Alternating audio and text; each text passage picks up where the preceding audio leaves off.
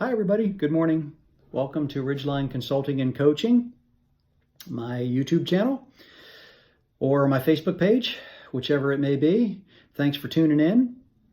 So today's topic is the number one reason that we stay in unhealthy relationships.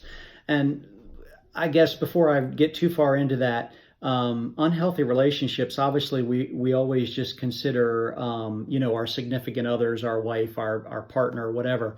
But this also applies to a lot of different things. We could have friends that aren't really that great of friends. Maybe they talk about us behind their back. Maybe they only call us when they need something. We could have a work situation that is unhealthy or even toxic, just like a significant other relationship where you're just dealing with lots of stress and anxiety about having to even show up at the office. So unhealthy relationships encompass a lot of things. How many of us have been in a relationship that,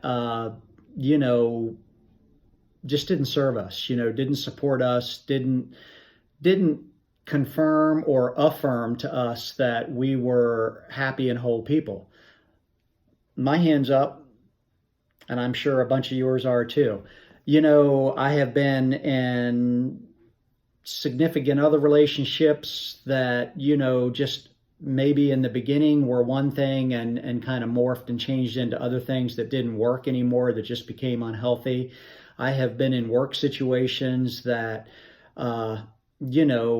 constant change, never knowing from one week or one month to the next what your job status was, what you were required to do to, achieve the goals or the requirements of your job.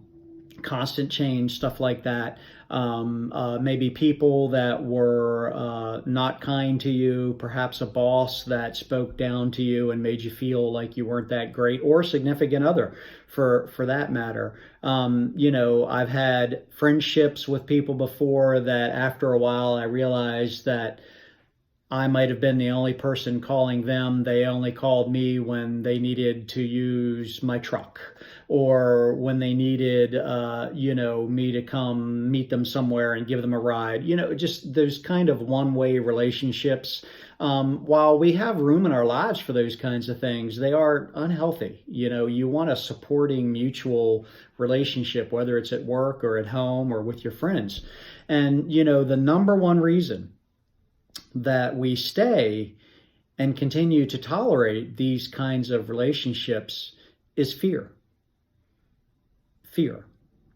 Sometimes it's just fear of the unknown. Sometimes it's fear of change. Sometimes it's fear that we're going to find something better. Sometimes we're so accustomed to being in a negative situation that has become comfortable for us. And applying some different thought processes to this comfortability is what will help us get out of it. And we're afraid to do that. I know personally myself, I've been in situations where I was so concerned about what I might find on the other side of the uncomfortable thing that I was in, that I stayed in the uncomfortable thing sometimes for a while until it got more uncomfortable even. So coaching can help with something like that. Coaching will ask the questions necessary to help stimulate our brain into thinking of more positive and more resourceful ways so that we're able to maybe see that change isn't something to be afraid of. Fear. I read a book once that, and I'm sure there's a lot of them out there that say this, that there's either love or there's fear. And, if we're living and conducting our lives out of fear, whether it be at home or at work or wherever it is, we're not going to be creating that kind of life that we deserve. We all deserve a great big life. And if I'm stuck, I know personally for me, if I'm in a place where I feel like I'm being squashed or held down, it's not going to work. I don't get a chance to enjoy the other things in life because I'm so distracted by the negative thing that's going on. As a life coach, I can help with these kinds of situations. I can work with you to help you see better ways, different paths to take. Life coaching will support you during this process. I don't want to, we're not going to, as a life coach, we're not going to look back into all your deep, dark corners. We are going to ask that you think about some things that might have put you in this kind of situation, and then maybe come up with some new processes, a new way to think about how to step away from this thing when these negative thoughts and this negative behavior comes up. When we see that we're in a negative relationship, to be able to stop, recognize it, and create a new picture in between our ears so that we're able to step out of it or change the way the relationship is going. Anyway, just really brief info on that subject. It's a subject that I think that all of us have near and dear to our hearts on some level.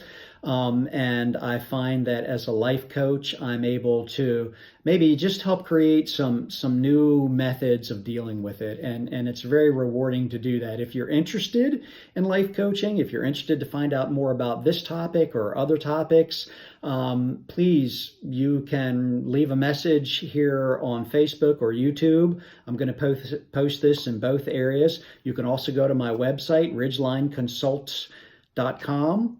There's all sorts of contact information there. I'd really love to hear from you. Happy Monday, everybody. Have a great day, and I'll be back soon. Thanks.